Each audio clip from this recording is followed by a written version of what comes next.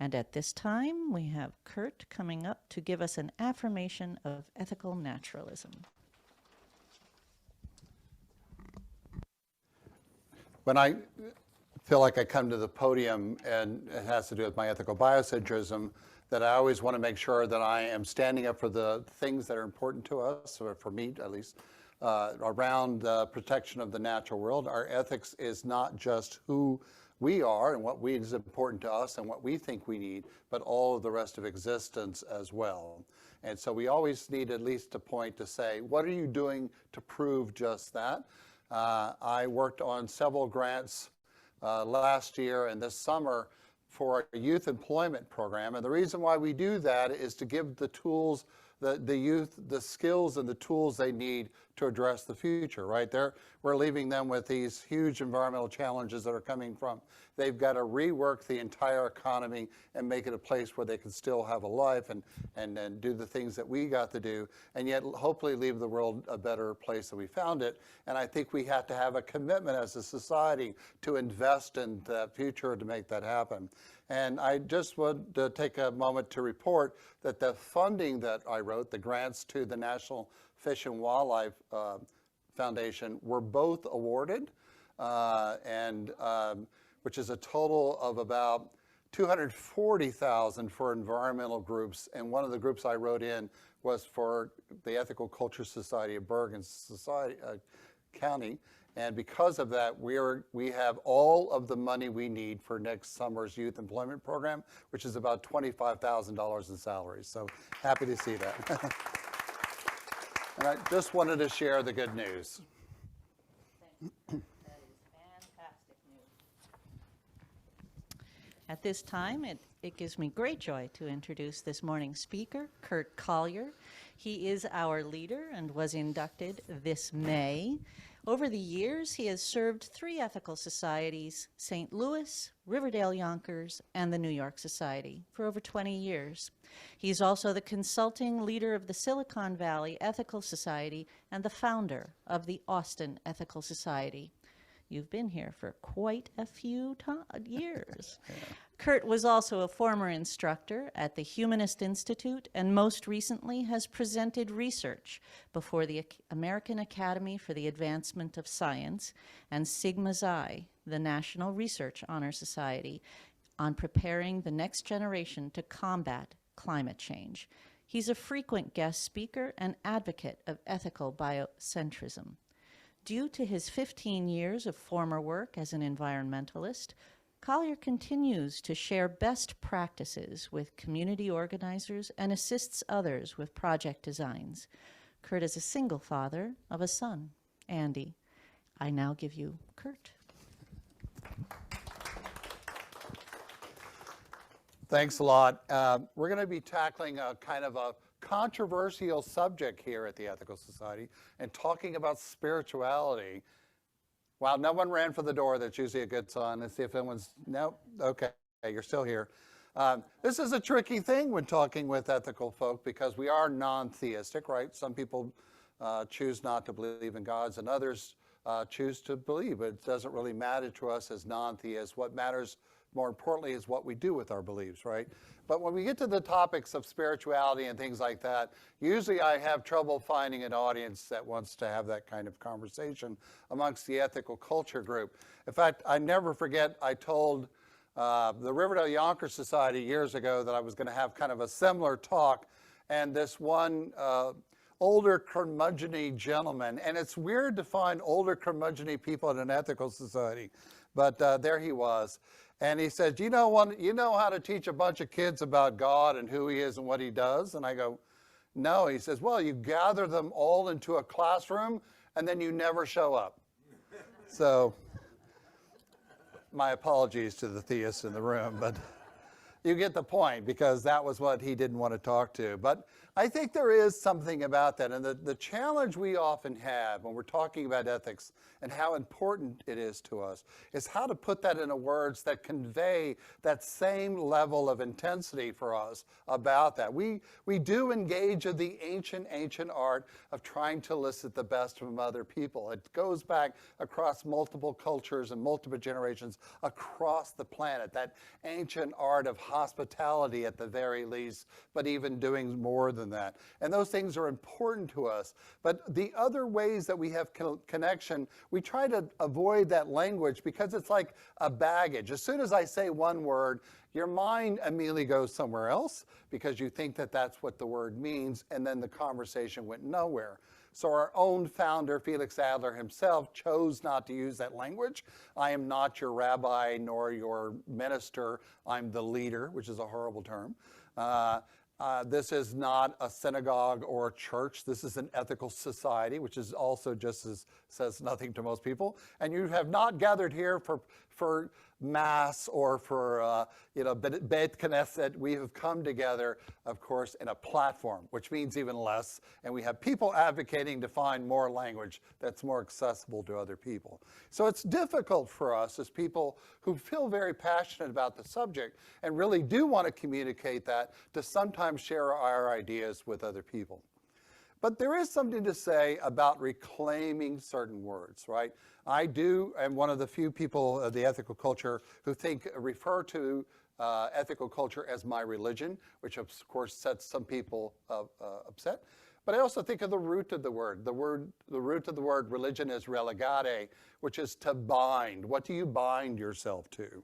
And I have bound and chose to bind my life to ethical pursuits, something which I have done even when I was teaching construction or doing other things in other places. I had always felt like I was part of that mission for me about that as well.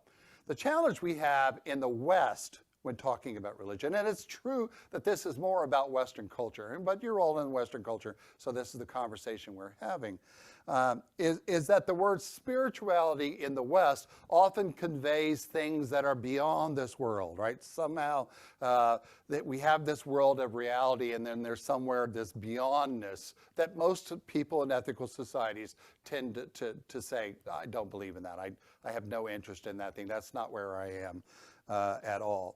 And that we actually should credit Plato. Plato is the one who had the biggest influence and kind of created that idea. Actually, it was his teacher Anaximander, but Plato really took the ball and ran for the finish line on there.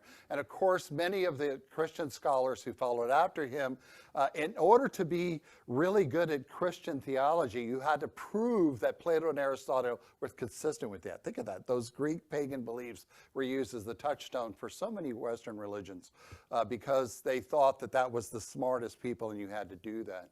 And Plato had a problem, and the problem, according to the Greeks, is if the world is constantly changing, how can you have a basis for knowledge, right? If everything changes the next day and the next day, how can we say that there's something for truth? And this was a bigger problem for Plato than for Aristotle. But Plato really took this to heart. And his teacher, Anaximander, is the one who said, well, maybe this world is somehow an illusion and there's a different kind of world. And it's this idea of something transcendental, being not of the earth, that influences of the earth. And of course, Plato took that to heart. And much of Western religion was shaped by that idea that somehow goodness and truth and beauty and these things are written somewhere in the starry skies, and we just need a process for uncovering them. But that's the conversation for another day.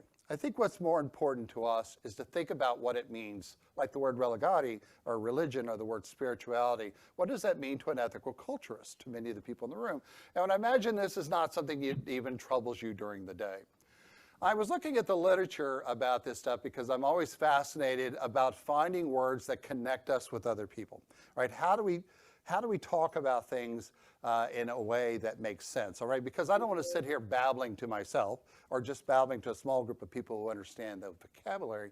How do you communicate ethical values to something else? And I was looking through secular research on nurses. And there's a lot of stuff written on about nurses and who they think, based on their experience, of who is going to do well in health and who is not going to succeed that well.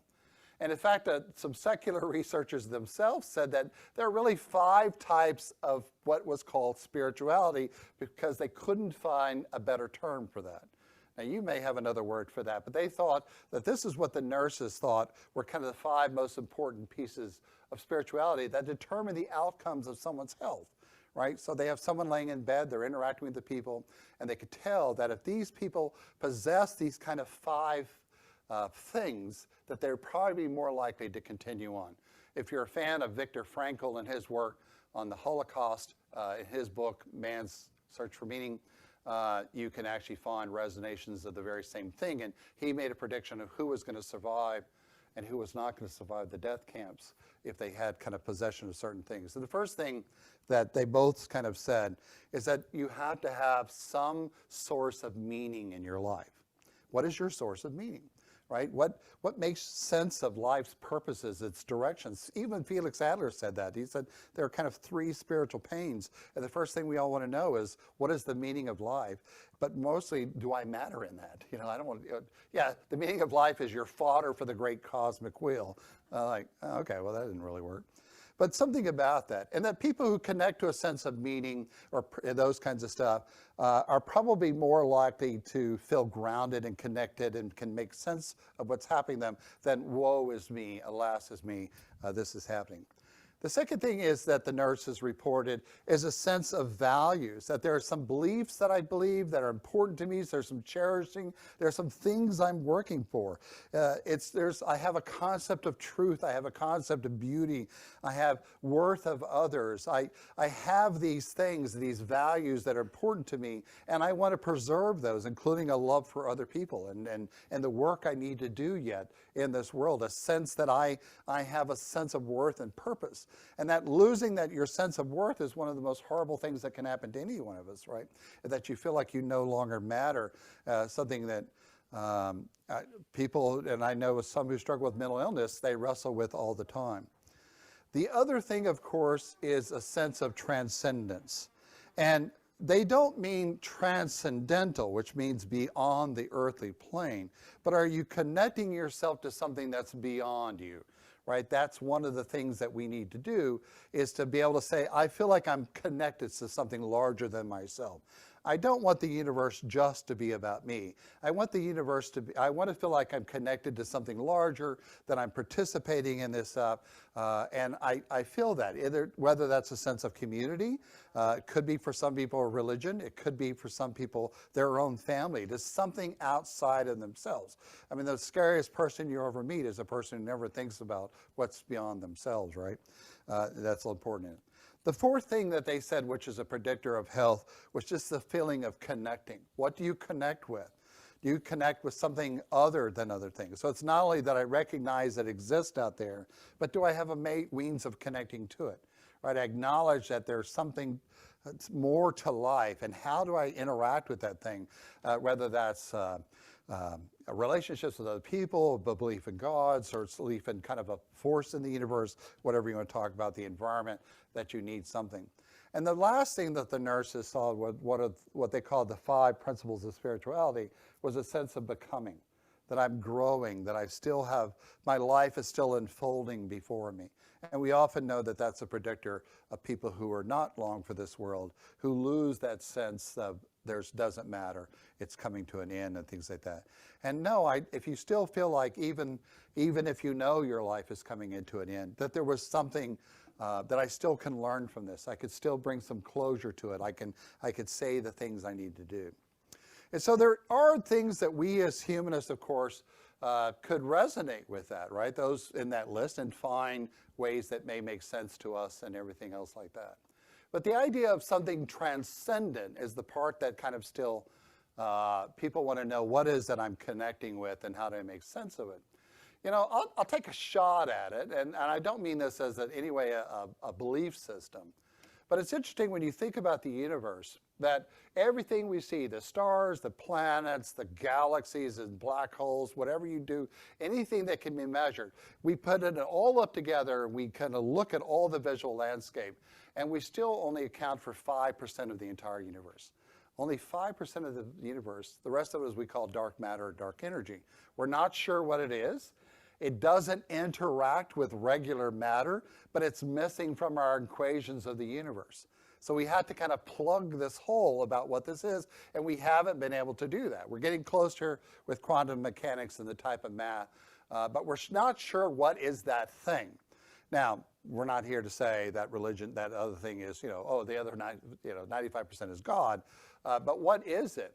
What is missing to the universe? And a group of physicists have started the movement or the idea that what it is could be information, right? It's information. They say the third kind of form of the universe, there's energy, right? There's mass, and then there's information. In fact, when they did the calculations to figure out how much bits of information would be needed to explain a lepton, and they calculate all of these things together, it adds up to all the missing dark energy or dark matter in the universe. And so some people say, well, maybe it's about the physical laws themselves, that they somehow exist or permeate our universe, that bits of information which true don't have mass or form, they kind of exist in the realm of ideas, but they're not transcendent, but they're still kind of present, and we can measure them in our mathematics. Immanuel Kant, the old philosopher, is one of the first who said, well, that the reason why we could perceive things in the universe is that somehow the universe has shaped our minds in order to perceive them, right? If the universe and our brains were not somehow built to understand things, then they would just be noise to us. We would be so alien to it, we wouldn't know what it is.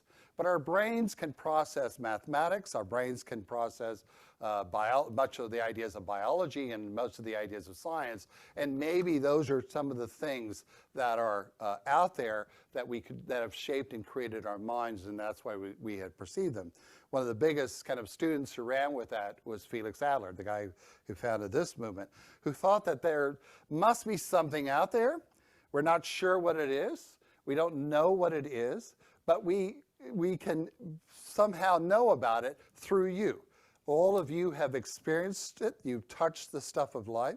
You know a piece of something about what is it, how we should live, how we should exist. Think of the way the neurobiologists are telling us those things right now as well. And that we need to create a place for all of us to come together to share those ideas. That's what he thought, in a platform, and to figure out what it is. And it's always going to be this something bigger than we ever imagined, because it expands he called it a manifoldness. It just goes on and on and on.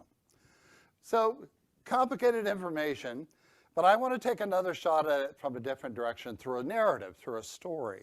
And I want to tell you the story of this item right here. This item right here, you might know what this green stuff in the water is? Algae, right. Particularly a type called blue-green algae. Blue-green algae, by its other official name, is cyanobacteria. So cyanobacteria is the same as blue-green algae. And it exists in our oceans in plenitude. And it's actually the cyanobacteria that have helped to kind of create the oxygen in our planet. If these guys didn't exist, and they evolved very, very early in our planet, through their process of trapping sunlight and doing things like that, they created oxygen. They kind of burped out oxygen and left, and slowly changed it up until they get there. Because the rocky rest of Earth was a pretty rocky place, and there wasn't any atmosphere really to speak of to protect us in the way that we have an ozone layer from UV radiation, and the landscape was bare and there was nothing on it. Until one day, working with kind of other bacteria, cyanobacteria created something called keratin. And keratin is a very interesting kind of protein, because what it did is it acted like a sunscreen, right? Purely out of evolution. Cyanobacteria creates this stuff, and it coats its surface, and it allowed it to go from the deep parts of the ocean, which we may have formed early life around the vents down at the bottom of our oceans, to come closer and closer to the surface. And in fact, if you go to Yellowstone National Park, which is my favorite place on the planet, and kind of visit the hot springs. This is Grand Prismatic. This is actually what it looks like. I kid you not. It looks like this from the air. You can see the deep blue hot water where nothing can grow. But right as it gets to the edges, it starts to cool down, and you can see this green because of the cyanobacteria that are now growing in there. But as they escape out of the deeper waters and kind of move to the edges, they create keratin, a protein, which coats themselves, and you see that orange all over everywhere. And that's keratin is a sunscreen that protects them. And it allowed this species to further develop. In fact, cyanobacteria, working with a fungus, says, well, look at, we're all in this ocean. There's not much room here because once the water dries out, we're going to die. What's right outside of our door that we can grow on? And it made a pact with a fungus, created something we called lichen, and crawled out of the oceans. If you go hiking in upstate New York, you'll see this lovely lichen growing all over the rocks. You can find it on one of the rocks right outside of the door. I took the kids out there this morning. They go, there it is, this ancient life form, this million-year-old life form, still prevalent over every inch of our planet, called Xanthoria elegans. I just love the name of it, Xanthoria elegans. And Xanthoria found a way to climb out of the ocean, but it still brought with it its kind of sunscreen and its protection and those kinds of stuff. The interesting thing about that is that if we had maybe arrived here by a time machine several million years ago and looked at the barren landscape, the rocks would all be covered with this lichen. And the landscape would look pretty orange, kind of like Mars does today, because of this coloring until the UV radiation. But luckily, cyanobacteria continued to develop oxygen and things like that, flooded our atmosphere. And then as it did, it created an ozone layer to protect us from the sun and allowed other things to live. In fact, we exist because we now have an atmosphere. Trees existed before us, and plants. In fact, they don't breathe oxygen like we do because we're a later species. What do they breathe? CO2, carbon dioxide. That's correct. And so they came out of there, and it shows you how ancient. I always like to point to the children about that. And what's interesting is that when the lichen were on the ground and the mosses and things like that, they kind of had a little arms race, like who could get closer to the sun? Who could get the most energy? Who could block out and get up there? And so luckily, because of that, cellulose evolves, lignin particularly, and it allowed the plants to get taller and taller. First, the club mosses and things like that, ones we call Lycopedicum, wolf's paw, and it got taller and taller, and then the war took off, and now we had these giant things emerging from the landscape, which still exist out there on the trees. And they took with them the DNA also of the cyanobacteria in the form now of chloroplasts, so that they can make green trees and leaves and things like that. And that's what you see out there. You still see the same kinds of green leaves and all these kind of stuff, because there's a structure of the leaf, and on top of it is a tiny little thin layer, kind of like the epidermis of your skin, this very, very little thin layer of green chloroplasts that are stuck on there until it turns cold, and then some cells in the leaf shut off the vent, because these cells are not going to survive. They suck all the good stuff out, and then the chloroplasts disappear. They're so thin, they just kind of get blown away in the sun instantly. And suddenly, the only thing we see behind are the structures of those before. And interestingly enough, what's the color of fall is orange.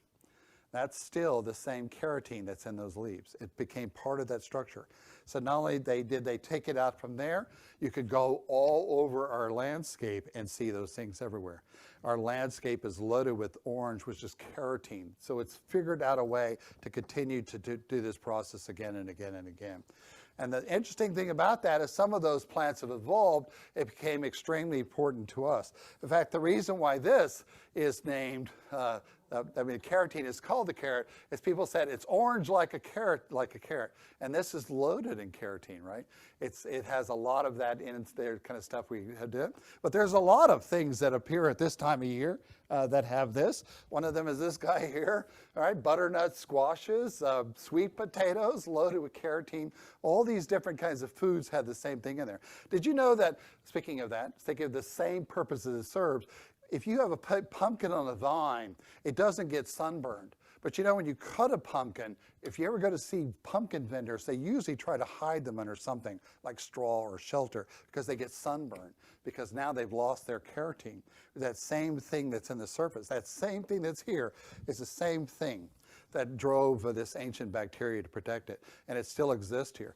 And you could try that experiment. I told the kids to do this. Everybody's going to go buy 2 pumpkins, make a jack-o'-lantern, put one in the direct sun, put one in the deep shade. And 6 months later, the one in the deep shade will still be there, and the other one is going onto the ground because it got sunburned. It fell apart.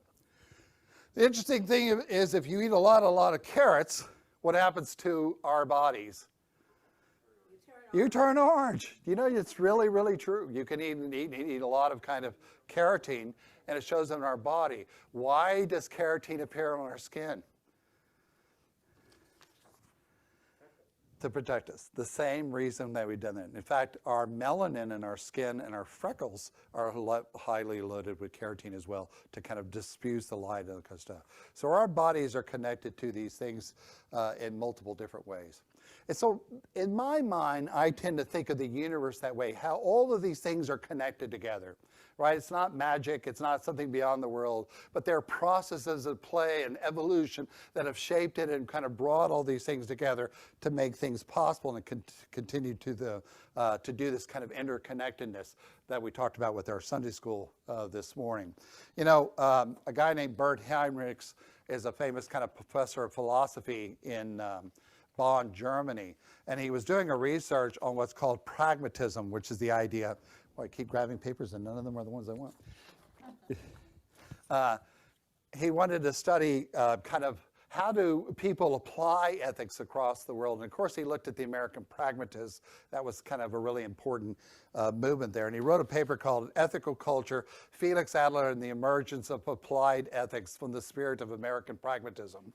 That's his journal. There's a mouthful right there. And he says, really, if you look at the history of ethics, it looks like the father really of applied ethics, this professor says, is a guy named Felix Adler that no one had ever heard of.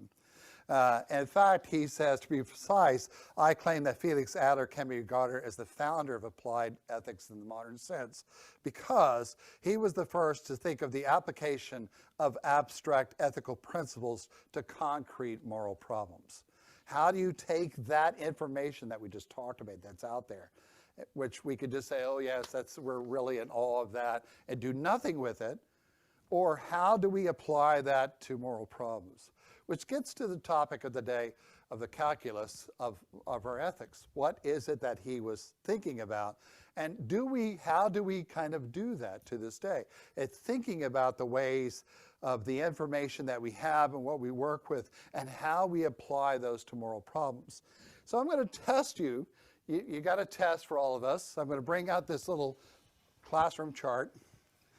The test is only 100 questions written.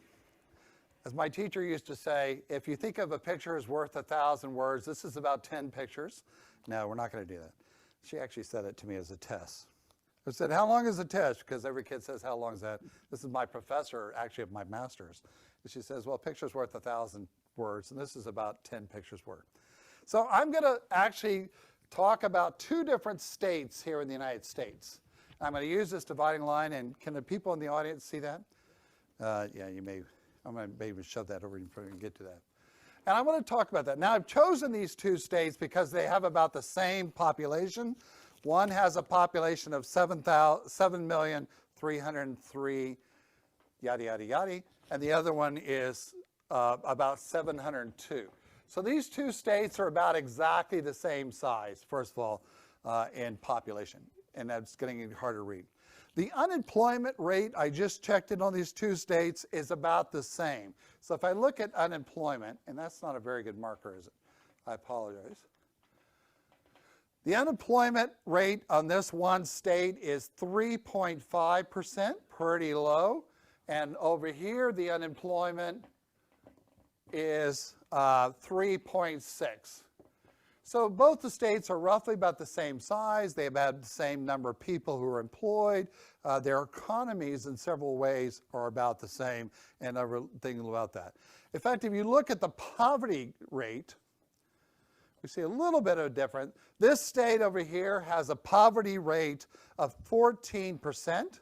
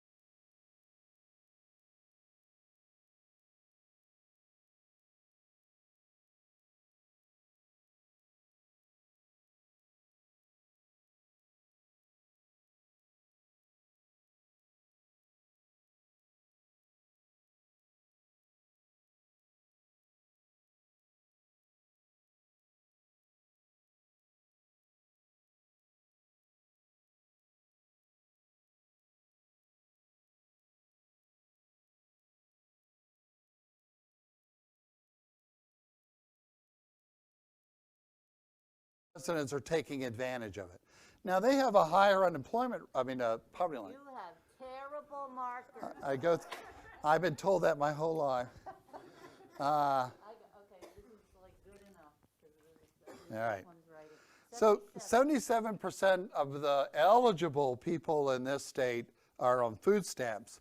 And the other state, though, they have made a big effort to make sure that lots of people are actually, who are eligible for food stamps, actually get that.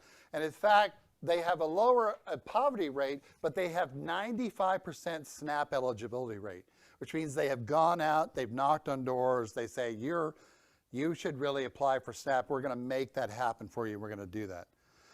Now, the other thing I want to do is look at how much money each spends on education, right? So not only, so this is education per person. I blame the society, but I do have a gift for you.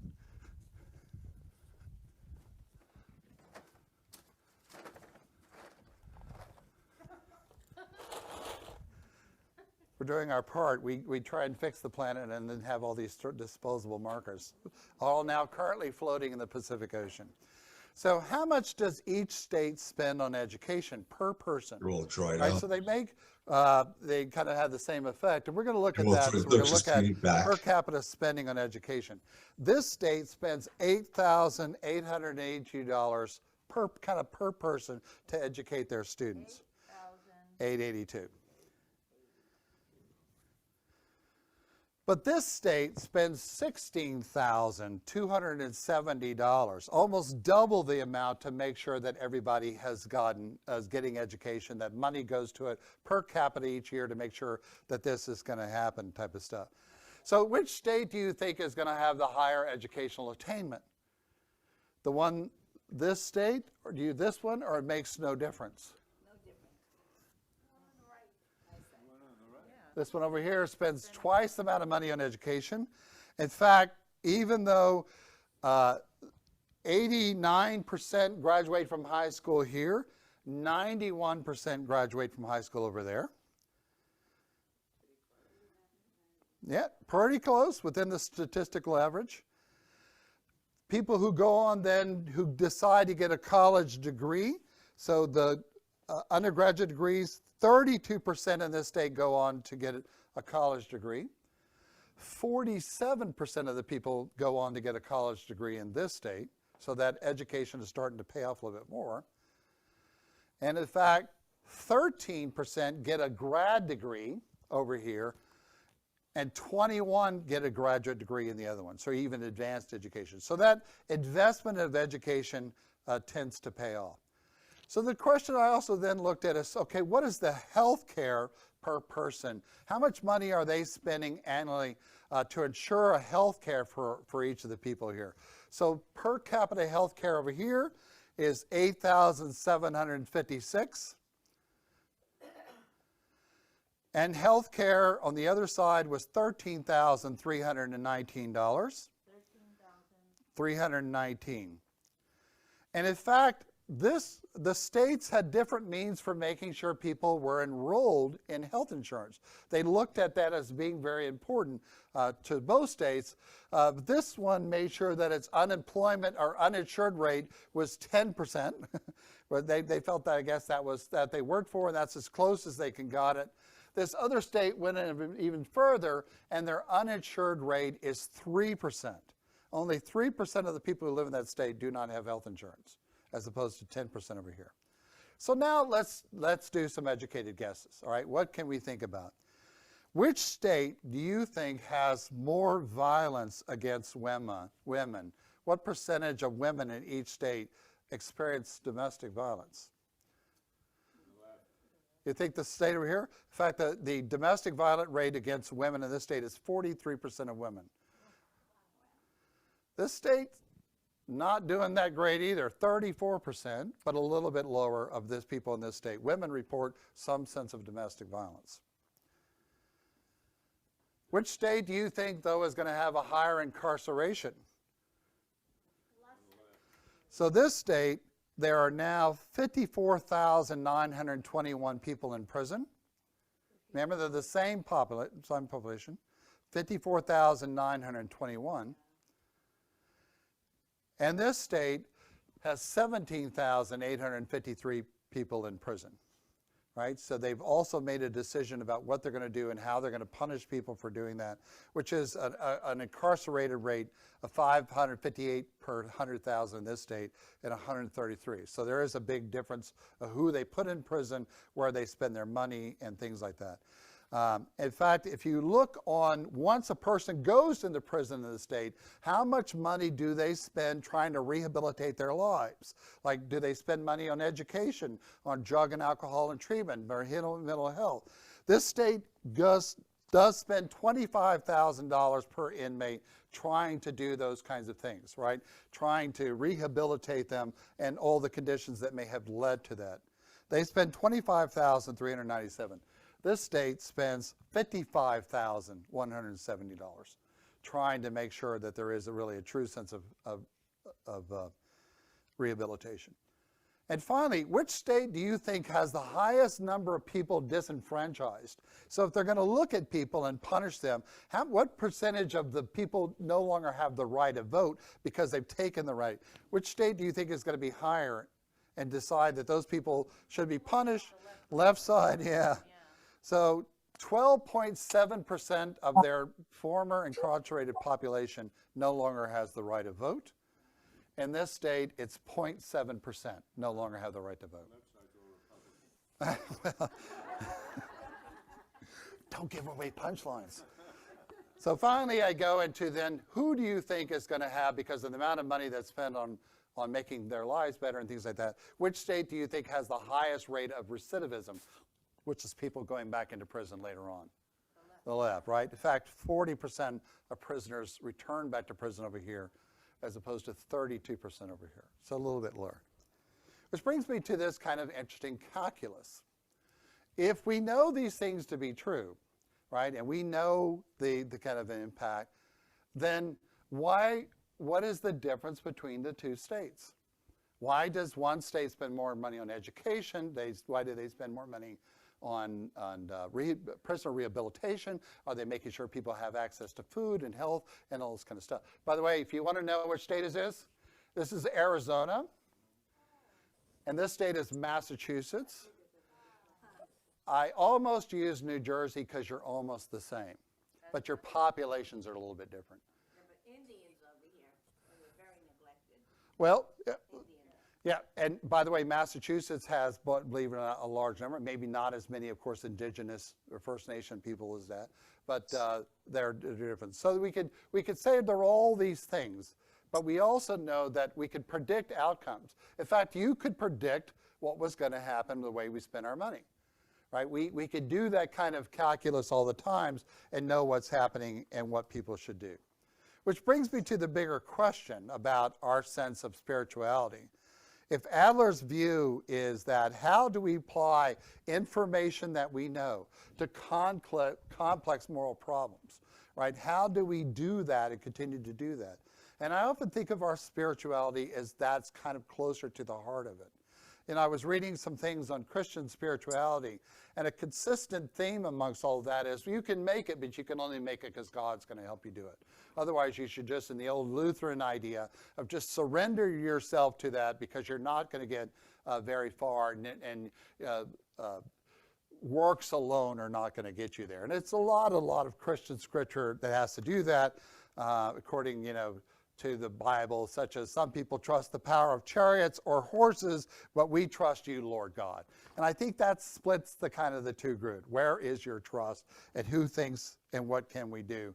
And I think for many of us, we're probably kind of closer to this area over here.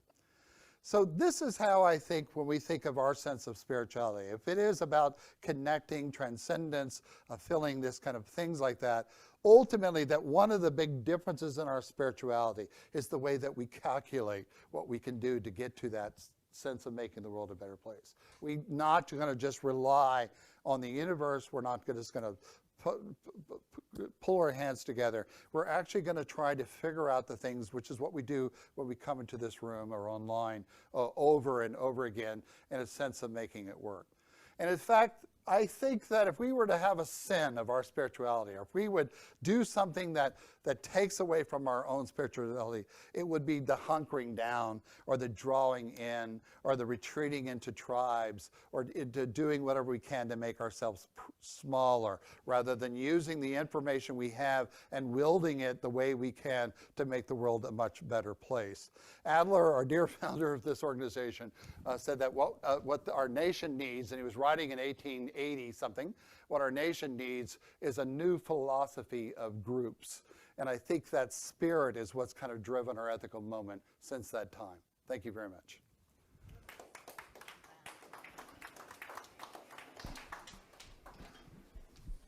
Thank you very much, Curt, for that very thought-provoking discussion. So at this time, we have an opportunity to share what we gleaned from the platform and the ideas that we hope to explore. For those of you on Zoom, we will alternate between the room and Zoomland for your resonations, and we're going to begin with the room. So does anyone in the room want to share something? And specifically not questions, just what you take from this or added information. What resonated with you? Right.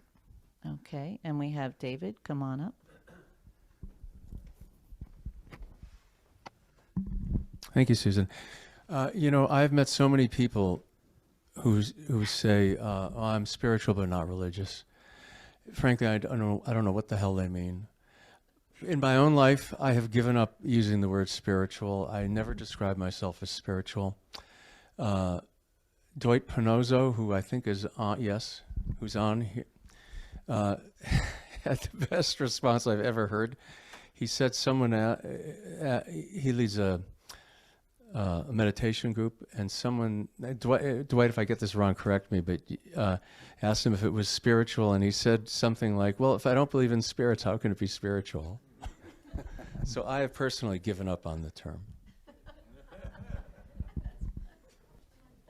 Anyone else in the room? Do we have anyone on Zoom who would like to share any? No raised hands on Zoom at this moment. Okay. I think the word is stupefied. I know that, yes, Wes, come on up.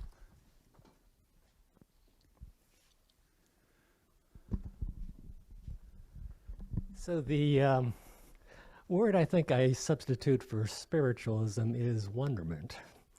And I think, wonderment can apply to the music of the spheres. It can apply to that wonderful exploration of, the keratins and, the oxygen coming. Wonderment happens when you're walking through Yellowstone Park, or in our case, we were through the national parks in Washington. And that's an experience of something larger than self. And I guess that's how I describe this wonderment. And that can apply, it's not necessarily up in the air, it's more this amazement.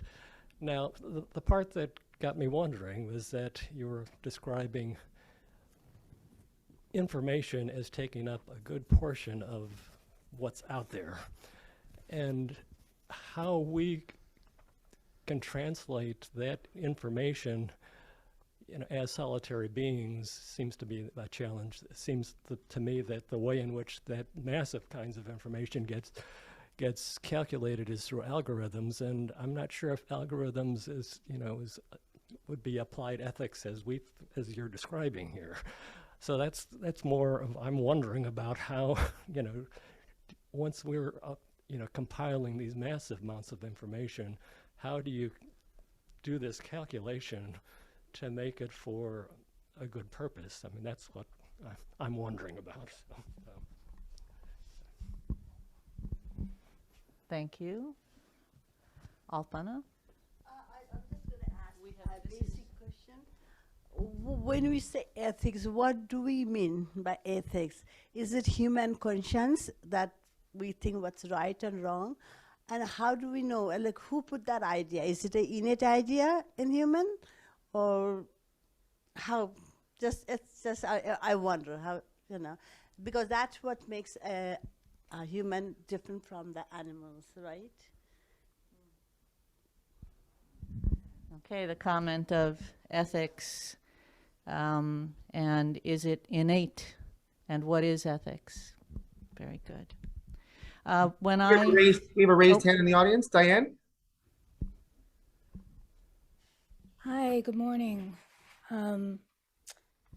Yeah, I'm really appreciating this talk, Curt, because I was talking to my friend this morning about spirituality, and I was saying I connect. Well, more we were talking about dreams, and I was saying I connect my dreams to like what I have agency to do or what I can do in collaboration with other people. So I appreciate just hearing your perspective on this because it connects to something I'm exploring myself. So thanks. I'll just add my 2 cents as well. You know, the phrase "I'm spiritual, not religious," you know, rings loud. I've heard that said a lot. I think I've said it myself a number of times, and I think of spirituality not in the sense of any kind of deified way or, you know, magical presence of some beings in the air. I think of it as an aura, a sense of being, a sense of place within the earth, the communications, relationships I have with other people, other things, animals. I think of that sort of in a grand sense. So when I speak about, you know, where I am in my scope of happiness, am I physically, you know, in a good place? Am I emotionally stable? And is this, you know, am I in a spiritual good place? And again, not thinking of this in any kind of religious terms, but again, sort of the world around me, and something that I can't put my finger on, but I still know exists. Thank you. I'll put my 2 cents in also. Growing up as a preacher's kid, I was not afraid of the term spirituality and actually had come to explore it on my own when I went to college, away from my sheltered little house and one way of looking at things, and opened up my eyes and did not feel the pull of my father's organized religion, but still felt a spiritual person. And for me, it had always been a kind of like, Wes, what you were describing, this wonderment, this beyondness, that there is something that is beyond me. And that is how I put the term spirituality on it, and I can feel it when I am standing next to the ocean, when I'm standing in a mountain pass, or anything that's just, I feel that something that is beyond me, and a connection also with people. Anything more in the room? Yes, Marianne? Well, I was brought up Catholic, but we thought that we had original sin. And so you had to get rid of your sin right away. I guess that's why you had baptism.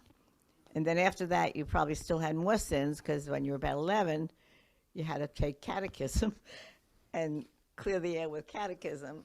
And then later you had to take something else. I forget what it was. By that time, I had dropped out.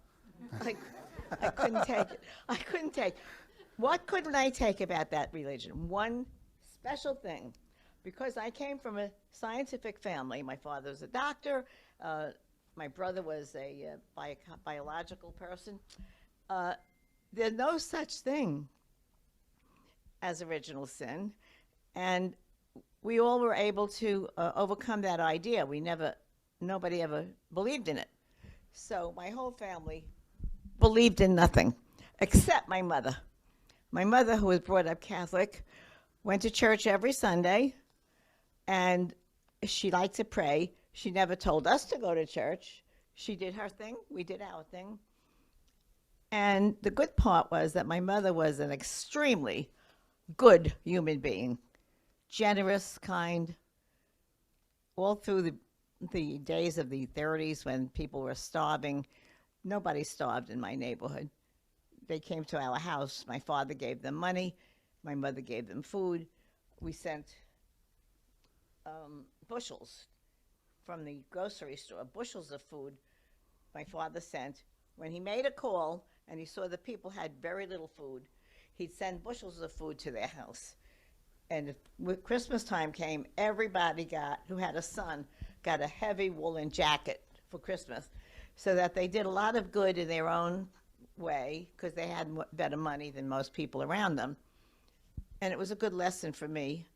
I have very great compassion. However, my sister, who comes out of the same home, had no compassion for anybody.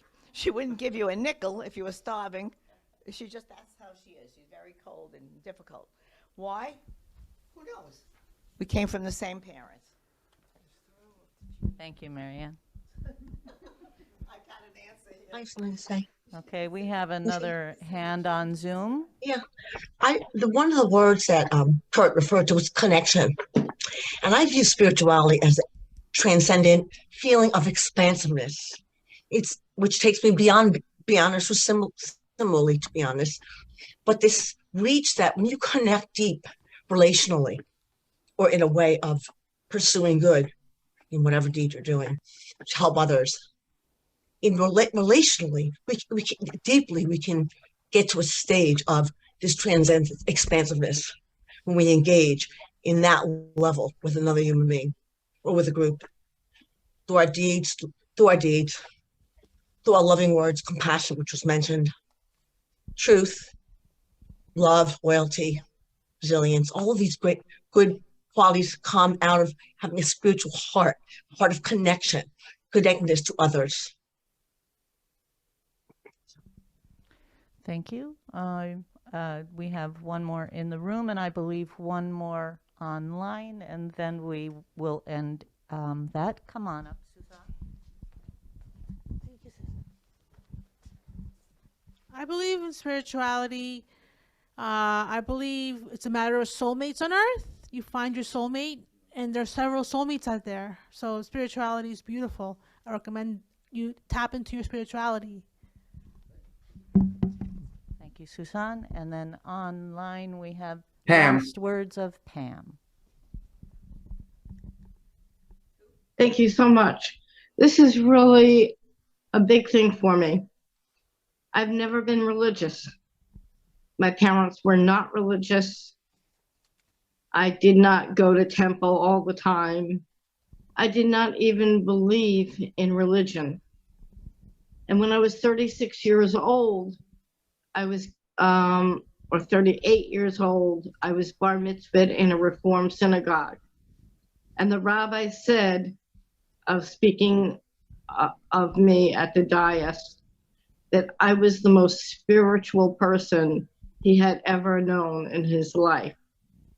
Spirituality is not religion, and religion is not spirituality. I always try to do good. I always try to do best. But I do good so that I won't never hurt anybody. I do good not because I'm a religious, but because I believe in spirituality. And that's my comment on this. Thank you very much, everyone, and back to Kurt. I like resonation. Yep. Try that one more time. Test 1, 2, 3. Yep. I like resignations instead of questions because, I can answer questions. But I do want to say one thing about the comment about original sin, though. I think it was Mae West who says when she was asked what she thought about original sin, she says that's the problem. She hasn't found an original sin. She thinks people lack creativity. So it's none of it's original. Come up and see me sometime, big boy. Yeah. I do think there is something to what the nurses are saying about our push to help people find meaning, that we talk about important values and those things, that we talk about transcendence in a way of participating in something bigger than ourselves, of connecting to something. And I hear resonations from that, even if people don't like the word spirituality. Of course, for me with young adults, it's that process of helping them to continue to become and not give up and to find hope and do those things. And I think that's what it is for me about the kinds of calculus I do on a routine basis of how can I do, what tools do I have, and how can we help people to get there. Maya Angelou, the poet, says, my mission in life is not merely to survive, right? We can all survive on our own, but we can't thrive on our own. She said, my mission in life is not merely to survive, but to thrive, and to do it with some passion, some compassion, some humor, and some style. So I leave you with that, and we'll have announcements and